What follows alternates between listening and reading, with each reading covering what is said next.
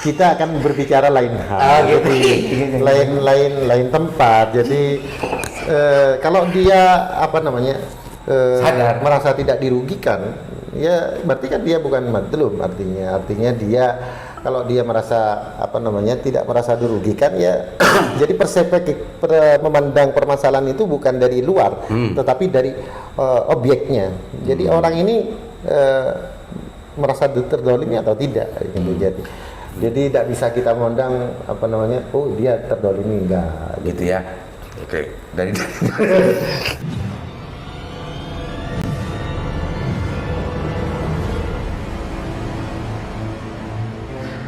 silakan gitu.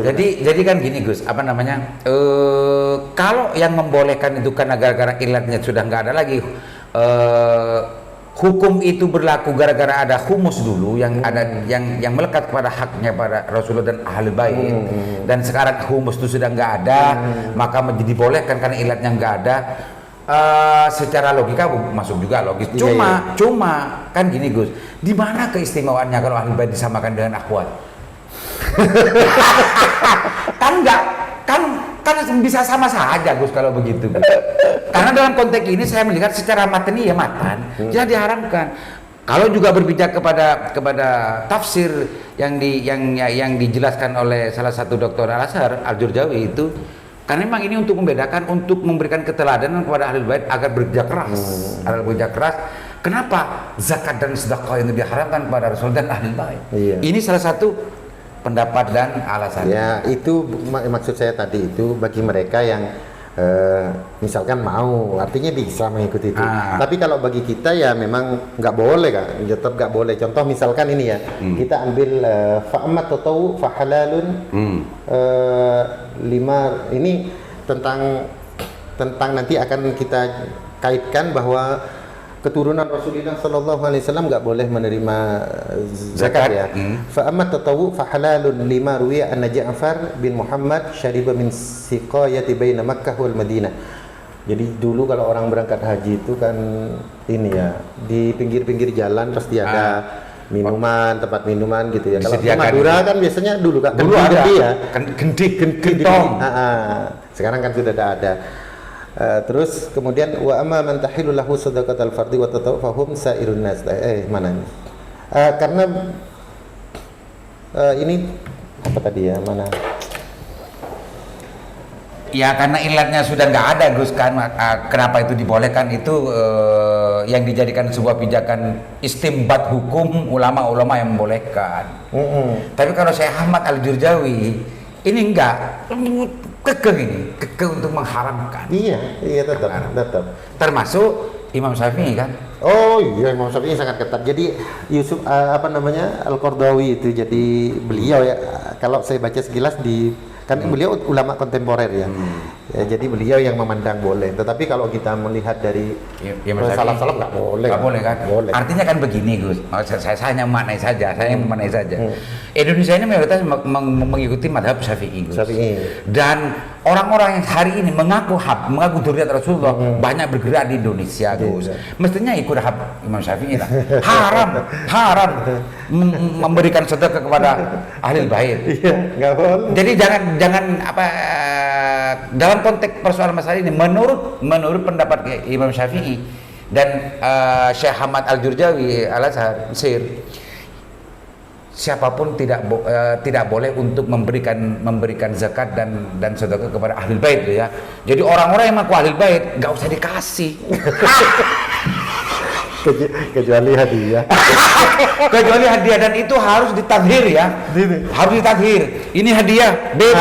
Jadi harus gitu. Ditadhir. Kalau mau tapi tidak boleh minta lah ya. Namanya hadiah itu harus dari beda ya. Ya, nggak boleh. Jadi kalau minta uangnya, bukan hadiah itu. Berarti nah ini iya betul. Gus. Jadi perbedaan. Jadi jenengan tidak ada permintaan, sampean ingin memberikan, itu baru hadiah. Itu kan saya minta Kak. Nah itu beda lagi, harus dijauhi kalau gitu. Nah ini kalau saya dengar cerita ya, dan bahkan insya Allah ini Dobit ini insya Allah ini bukan ngarang. Ada rombongan datang ke satu rumahnya kiai. Ini Habib ini dan banyak doa. Ada juga yang begitu. Nah, itu meminta apa enggak ini gitu? itu berkaitan dengan ulama-ulama dulu ya. Jadi ulama-ulama dulu itu kiai-kiai itu memandang bi'ainir rahmah. Begini ya. Kan ulama kita ini gak pernah minta buku nasab. Kalau ada orang yang mengaku duri Rasulullah pasti menghormati gitu ya. Nah dulu itu begini, karena di kalangan, kalau sebut aja di kalangan habaib itu ulama-ulama kita yang dahulu sepuh-sepuh itu menghormati beliau-beliau itu karena beliau kan menjaga orisinilnya ya. Jadi kafaahnya dijaga gitu ya, ketat gitu, sehingga ulama-ulama itu menghormati. Maksudnya bahkan kadang memberi seperti yang saya kata tadi itu. Ikram. Ulama memberikan ikram. Ya, dialah, anggaplah dia memberikan selalu banyak memberikan hadiah. Tapi itu kalau Gus Hanan tadi menjelaskan, tapi dengan catatan tidak minta lo ya hadiah. Oh iya, enggak. Kalau minta bukan hadiah, Kak. Saya ini meskipun tidak mondok di Syekhona Muhammad Khalil, dulu waktu hari Jumat pernah saya suan ke almarhum ke Abdullah. Ada banyak antri. Iya.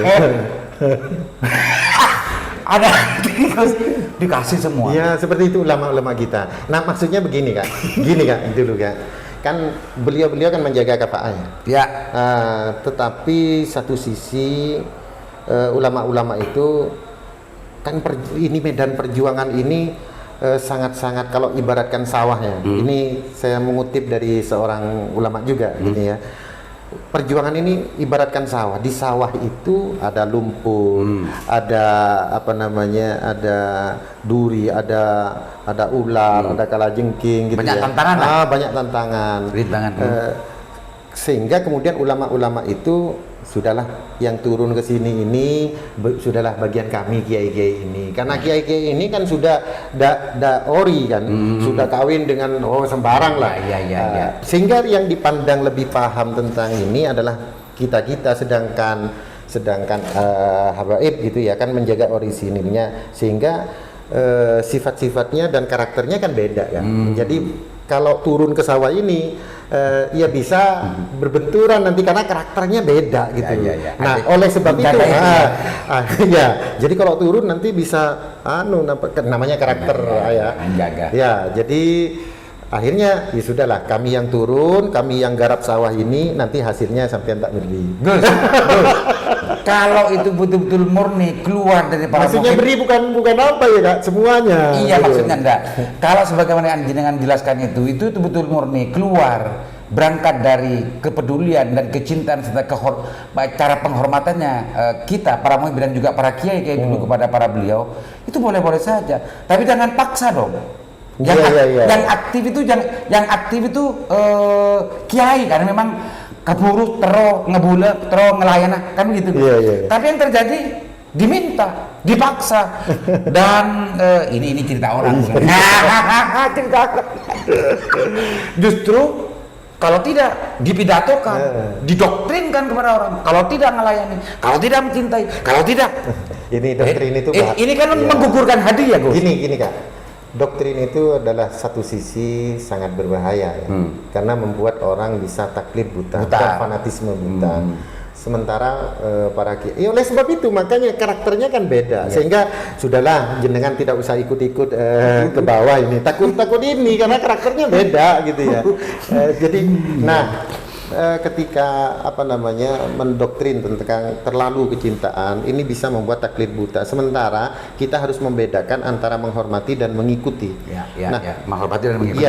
Dzurriyyah Rasulullah SAW siapapun itu, apakah dia benar sebagai dzurriyyah atau bukan, yang penting kita kan ya sudah, orang ngaku kita hormati, karena lebih baik salah mencintai daripada salah tidak mencintai, seperti yang saya katakan gitu ya. Tetapi dalam mengikuti nggak boleh kita harus kita ini mengikuti orang yang ulama gitu ya. Dan ulama ini tidak ada ras, mau hidungnya mancung, mau hidungnya pesek, mau kulitnya hitam, putih, kuning, coklat, atau dari ras manapun, kalau dia mempunyai kapasitas keilmuan, ya beliau yang harus diikuti. Saya gitu. Kaidah itu sangat sangat bijaksana masuk ke dalam hakim. Iya. Jadi kalau alim urusan benar dan salah. Iya. Tapi kalau kaidahnya Gus Hanan tadi itu lebih baik salah menghormati, Lebih baik salah mencintai, lebih baik salah mencintai daripada salah tidak mencintai. Itu kan hakim namanya. Hikmah apa namanya? Oh, iya. Bijaksana. Tapi gini loh. Iya. Kalau kita sudah ada bayina, kalau ada sebuah pembuktian, ada banyak sekali contoh-contoh penipuan yang terjadi. Gus Suman. Itu kan kita harus hati-hati juga. Contoh ya. Ini loh. Sekarang kan musim pinjol. Pinjaman online. Bener. Awalnya kan seolah-olah kan dia mau bantu. Iya, bantu. Kalau diintisalkan dan persoalan ini kan dia akan mendapatkan syafaat gitu. Iya, kayak gitu. Nah, ternyata banyak korban. Ketika ada bayinah itu yang kita dapatkan, maka kaidah barusan itu gugur, guys. Iya, itu kan tergantung dari orangnya aja. Jadi, iya. hanya menghormati, Iya, iya. Walaupun keliru. Pokoknya nggak ada salahnya lah, Nggak ada salahnya menghormati itu, Kak. Tapi kalau saya ini belajar, meskipun tidak secara langsung nyantri kepada Gus Bara, saya sering memakai pola pikirnya Gus Bara. Iya. Pola pikirnya Gus Bara. Kalau itu betul-betul, kalau orang soleh, Iya. kalau orang soleh ya tidak ada salahnya orang soleh kan niatnya sudah benar lillahi ta'ala kan, Iya. gitu kan. Tapi kalau orang yang polos semacam ini, polos semacam ini, apalagi dengan doktrin macamnya, jelas-jelas itu korban dan didolimi. Ini masuk ke zalim, madlum. Iya. Orang yang ngerti harus bagaimana mengangkis dari kezaliman. Maka selawat asegil dibaca. Ya, saya teringat guru saya. Jadi guru saya itu Mahfudlah Kiai Haji Raden Abdul Mujib Abbas. Buduran. Ya, buduran. Wasab'atun la yaruddullahu da'watahum madlumun, orang yang dianiaya. Ya. Ini doanya luar biasa, hati-hati. Ya. Kita jangan sampai kita mendolimi orang lain. Karena doa orang yang madlum ini istijabah oleh Allah. Ya Gus, itu salah satu candaan kita Gus ya. Tapi kan serius kita Gus nih. Gus, sebelum selesai. Apa namanya? Robito Gus ya. Iya. Dan juga apa istilahnya para pencatat Gus, nabakot apa itu? Atau Nakoba di seluruh dunia itu karena mereka adalah manusia. Di Robito Alawi juga manusia akan tidak steril dari kesalahan ketika melakukan isbat kedurian. Baik itu kemusalsalan nasab ke kakek-kakeknya, atau bisa jadi ada orang biasa yang membayar, kan ada bayar untuk diisbat, bisa saja ada yang terjadi Gus, bisa saja. Lah kalau sudah orang semacam ini Gus, diisbat karena memang untuk mendapatkan mendapatkan privasi yang lebih daripada orang yang terisbat itu, dia sengaja, dia tahu dengan dirinya bahwa dirinya itu bukan dzurriyyah, tapi dia dengan segala cara minta untuk diisbat pada nakobat yang resmi gitu kan. Keluarlah isbat ijazah itu syahidah itu kepada orang ini. Lah orang ini ketika ketika kepada masyarakat, dia kan sifatnya kan zalim Gus. Kan gitu Gus. Iya. Dalam konteks ini kaidahnya sampean itu gugur 2 kali. Ya guys ya, mohon maaf ini urusan diskusi. Saya tetap tak gugur. Oh iya, tapi tidak gugur dalam konteks pahala itu tidak akan pernah lepas dari orang yang mencintai itu. Iya. Tapi orang dolim ini yang justru dikasih ruang terus menerus. Iya. Apalagi orang yang mencintai justru tahu pada orang ini dolim dan dia dikasih ruang dan kepedean lagi. Loh, dalam konteks ini, Kalau dari kami kan Iya. di Wali Songo misalkan, ya ada, makanya ya ada tahrik misalkan ya. Jadi ya silakan mengkoreksi kalau memang dari kami misalkan ini betul enggak dari Rasulullah Wali Songo tidak masalah itu, artinya Tidak masalah ya? Tidak masalah. Makanya kami mengistilahkan bukan isbat Kak, karena tidak ada yang bisa ditetapkan. Orang sudah lahir kok ditetapkan. Ya, Nah, ya. ya kan? Maksud saya ini sudah dewasa kemudian ditetapkan sebagai anaknya keturunannya si Fulan. Oh saya sudah lahir, yang ada itu syahadah. Iya syahadah. Persaksian anu lah. Apa namanya? Ya surat resmi. Iya, ikut mengetahui lah. Terlepas dari semua itu Gus, tadi dolim, apalagi jenengan barusan sudah menyampaikan apa yang pernah didawuhkan oleh Kebuduran ya. Iya. Kebuduran sebagai santri kan pasti akan betul-betul fikoh memegang ini Gus. Iya. Memegang ini Gus kan. Tapi jangan dikaitkan kemana-mana. ini soalnya masalah guru ya, takut ya. Enggak. Bukan kaitan ini. Bukan, madzlum di sini kan katanya Iya. kan madzlum di sini kan. Iya. Ketika yang madzlum ini satu kali putar ini menarik soalnya. Ketika yang madzlum ini sadar bahwa orang yang di sini adalah betul-betul zalim. Iya. Dalam konteks tadi, maka menurut saya taklif hukum wajib hukumnya yang madzlum ini untuk memberikan kesadaran pada orang yang zalim ini agar dia tidak selalu mendolimi yang lain. ketika yang madzlum ini masih terus menghormati, berarti ini kadang logikanya Gus Bah. Berarti ini sama halnya memberikan ruang seluas-luasnya para orang zalim untuk melakukan kedzaliman kepada yang lain. Lah kalau itu gugur 3 kali tadi. Ya kalau orang yang merasa didolimi kan menurut pandangan kita merasa didolimi. Kalau orangnya happy saja ya tidak. Enggak. Tapi kalau yang madzlum ini ngerti dan sadar bahwa dia itu didolim oleh orang yang memang ngaku-ngaku dan penipu. Tapi dia ini sadar loh Gus. Sadar, tapi dia menipu dengan memakai keistimewaan dzurriyyat. Ini sadar, sudah ada bayinah dan disadari, dia tetap melakukan hal semacam ini. Kalau dalam perspektifnya Gus Bah, ini berarti memberikan ruang seluasnya pada orang ini untuk melakukan kedzaliman kepada yang lain. Kalau pakai pendekatan ini, gak bener, gugur tadi Gus. Nah, artinya begini Kak. Ya kita akan berbicara lain hal, lain tempat. Jadi kalau dia sadar, merasa tidak dirugikan, ya berarti kan dia bukan madzlum. Artinya dia kalau dia merasa tidak merasa dirugikan, ya jadi perspektif memandang permasalahan itu bukan dari luar, tetapi dari objeknya. Jadi orang ini merasa terdolimi atau tidak gitu. Jadi tidak bisa kita memandang oh dia terdolimi, enggak gitu ya. Oke, Gus, apa yang disampaikan terkait dengan urusan ahli bait, termasuk juga hal-hal yang melekat kepada ahli bait, baik umum atau secara khusus, silakan menjadi konsensus dengan Gus. Ya, pertama begini, seorang yang menstatuskan dirinya sebagai ahlul bait adalah berat ya, karena apapun yang dia lakukan, sepak terjangnya akan dikaitkan langsung kepada Rasulullah SAW, sehingga ketika dia teledor, tidak hati-hati, maka yang rusak itu bukan dirinya, tetapi juga leluhur-leluhurnya terbawa nanti. Oleh sebab itu, maka ketika orang menstatuskan dirinya sebagai ahlul bait, ya memang harus hati-hati benar. Dan termasuk kalau di bab zakat tadi itu ya sudah jangan menerima, tidak boleh menerima, bagaimanapun nggak boleh menerima. Dan saya kira itu, jadi bebannya lebih berat, harus hati-hati di dalam segala hal tindak tanduk ataupun sepak terjangnya di masyarakat harus dijaga benar, karena dia telah membawa nama agung gitu ya. Beda halnya kalau kiai-kiai itu kan jarang, jadi dia bebas kalaupun salah yang salah dia sendiri gitu, tidak membawa leluhurnya gitu. Jadi ya memang harus hati-hati.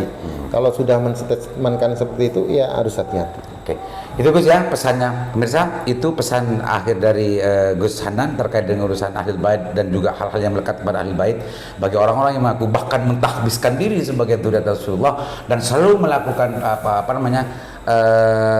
maklumat bahwa dirinya adalah dzurriyyat Rasulullah, maka pada ketika itu juga dia mempunyai beban yang berat untuk menjaga sikap, menjaga hal yang lain, termasuk harus menjaga jangan mudah-mudah jangan gampang dan mudah menerima zakat dan sedekah karena itu diharamkan. Kalau sedekah udah apa-apa kan? Sedekah hadiah nggak apa-apa.